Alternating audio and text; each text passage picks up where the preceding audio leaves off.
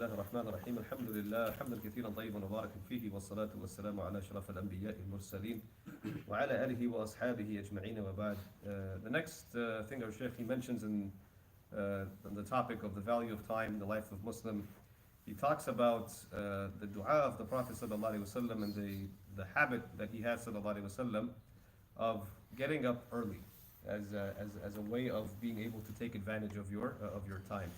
And there is a dua that the Prophet ﷺ is narrated to have made, Allahumma barik li ummati fi bukuriha, where he said ﷺ, Oh Allah, bless my ummah, right? So not just, his sahaba, not just, his immediate followers, but this is a dua that he made ﷺ for the entire ummah of Islam.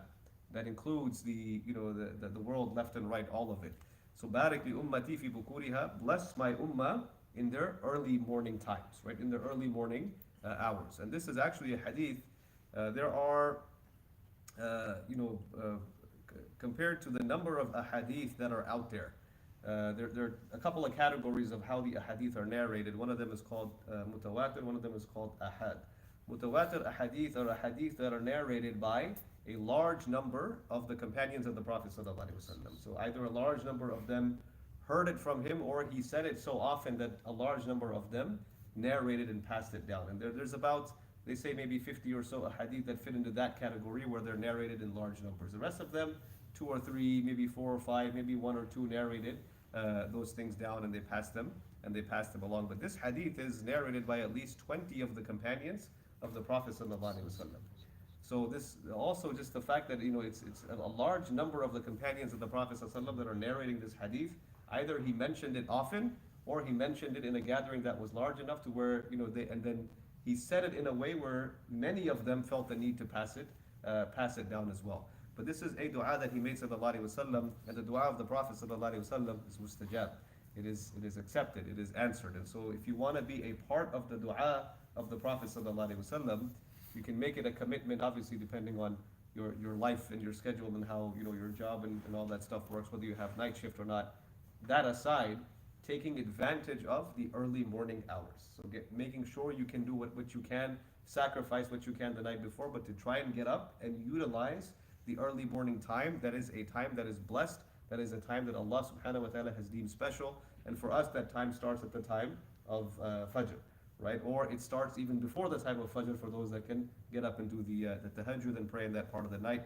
And if you can't do that every single night, then maybe once a week, twice a week, trying to have some parts of your week where you include and you see the barakah that comes from something like that. He narrates from some of the salaf, from the some of the righteous. He says, وَقَدْ قَالَ بَعْضُ السَّلَفْ عَجَبْتُ لِمَنْ يُصَلِّ الصُّبْحَ بَعْدَ طُلُوعِ الشَّمْسِ كَيْفَ يُرْزَقُ. They said, I'm shocked.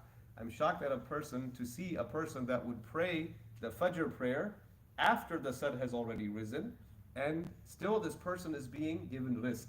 This person is still being blessed with provision. And they're worried. I mean, this is a statement that says, I'm worried. If you're constantly not praying Fajr on time, then this is something to worry about. Because how do you expect the rizq of Allah subhanahu wa ta'ala to come? And these are things that they would be worried about. They knew that they tied these actions to provisions, right? Through experience and through the knowledge from the Sunnah, they tied these things through to the provision. And there's a hadith of the Prophet sallallahu alaihi wasallam where he tells us something that shaitan does to us every night when we go to sleep. You've heard the hadith before of the 3 knots. So he said sallallahu alaihi wasallam, يَقُضُ الشَّيْطَانُ عَلَى قَافِيَةِ رَأْسِ أَحَدِكُمْ إِذَا هُوَ نَامَ ثَلَاثَ عُقَدٍ. That shaitan, when you go to sleep, he ties 3 knots the back of your head, right? He ties 3 knots. These are the knots, by the way, is also something that in Surah Al-Falaq, right? It talks about this is the way that they do their whisperings and witchcraft or whatever. But shaitan ties 3 knots at the back of each one of your necks, right? And he says, يَضْرِبُ عَلَى كُلِّ عُقْدَةٍ. On each knot he blows and he says, عَلَيْكَ لَيْلٌ طَوِيلٌ فَارْقُدْ.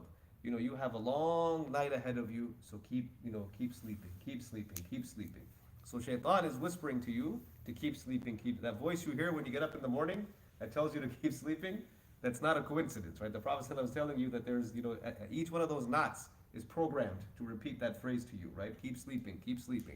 But he says sallallahu alaihi wasallam, فَإِذَا هُوَ اسْتَيْقَظَ فَذَكَرَ اللَّهَ إِنْ حَلَّتْ عُقْدَةٌ. When you wake up, and he remembers Allah, one of those knots is undone. So dhikr of Allah when you wake up. It can be simple as mentioning Allah. There are the du'as for waking up in the morning that we have as well. فَإِذَا تَوَضَّأَ إِنْ حَلَّتْ أُقْدَى ثَانِيَةً. Then when you make wudu, the second knot is undone. So you're not fully awake just yet. When you get up and you remember Allah, that's one portion of ease. When you get up and you wash and you make wudu, the other knot is undone. فَإِذَا هُوَ صَلَّى إِنْ حَلَّتْ أُقْدَهُ الثَّلَاثَ. When you make your salah, then all three of those knots are undone. All three of those knots are undone. فَأَصْبَحَ نَشِيطًا طَيِّبَ النَّفْسِ. So a person wakes up, he greets the morning, nashitan, active, right? You have a little bit of energy, and you're with good, with like a, like say, with a, like a good heart, like you're a good person. Like even when they say in English, you wake up on the wrong side of the bed, like you wake up and you're angry and you're frustrated. Not like that. You wake up and you're okay, like you're ready to tackle the day. وَإِلَّا أَصْبَحَ خَبِيثَ النَّفْسِ كَسْلَانٍ. And if he doesn't do this, then the way he wakes up is like ill-spirited and kaslan, lazy, right? Ill-spirited and lazy. So this is a practice that the Prophet ﷺ has told us about specifically.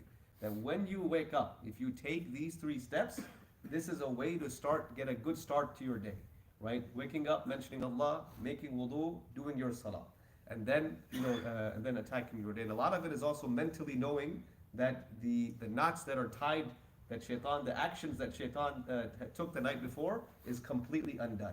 And you should have the confidence and faith in Allah Azza wa Jal that now you are going to be active, you are going to be in good spirits because you've undone that which shaitan does to you every single night. Now if you haven't been doing this, and you start this tomorrow, you have a lot of nights of shaitan tying, and you do nothing. So it takes practice. It takes practice, and you have to do it with consistency. Otherwise, you're not just going to magically undo all of those things shaitan has done, right? But you start, you struggle, and then once you get used to it, it becomes easy, and we ask Allah Azza wa Jal to make it easy for us. But these are the things that the Prophet ﷺ gave us are extremely valuable, and we ask Allah Azza wa Jal to allow us to take advantage of them. Jazakumullah khair. Assalamu alaikum wa rahmatullahi wa barakatuh. accumulated